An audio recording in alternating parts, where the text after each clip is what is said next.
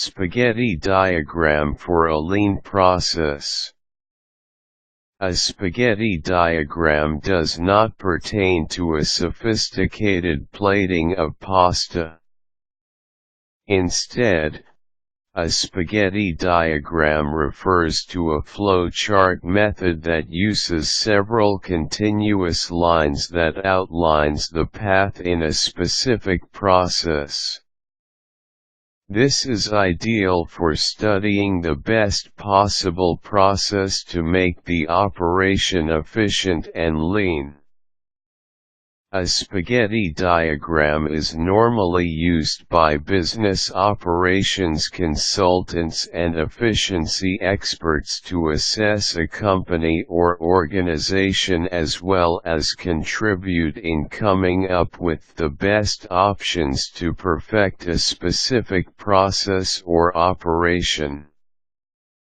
To understand how you can use a spaghetti diagram for a lean process, read the instructions below carefully.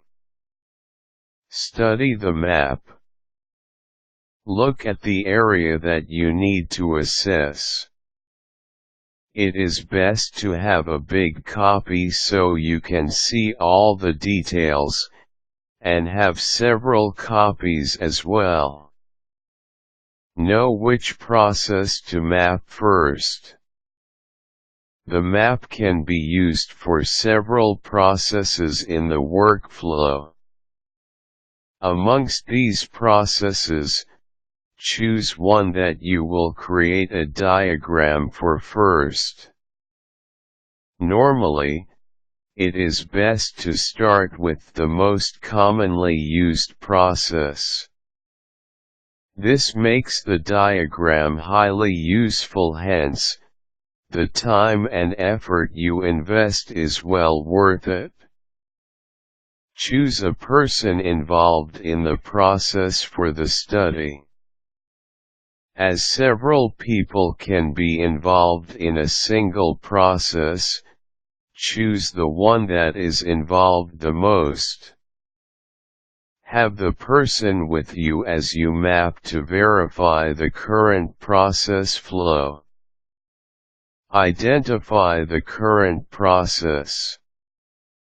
Get a copy of the map and map out the current process with the help of the personnel involved.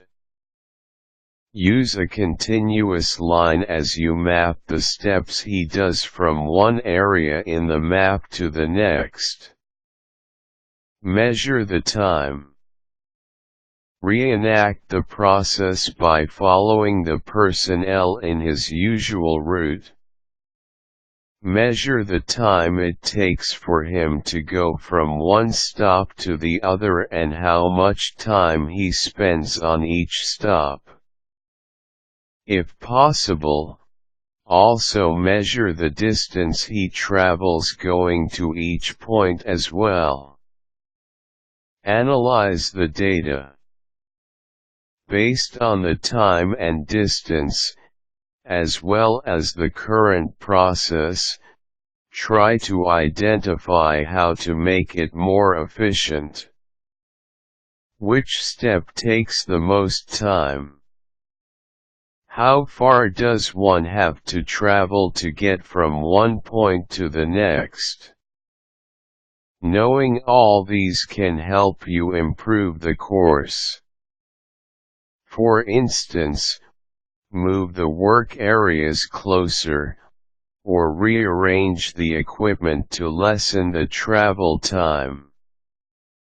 If funds permit, it may be possible to get more advanced tools that functions more proficiently, as this will eliminate the possibility of faulty output. Make a spaghetti diagram of the new process. Now that you have an idea on how to improve the process, get a new map and draw the new process using a continuous line. Compare the current and proposed new process. Implement the changes and make the same analysis. Measure the time and the distance again to check how much the process has improved. Get feedback from the people involved in the process if the new workflow is better than before and how they can improve it.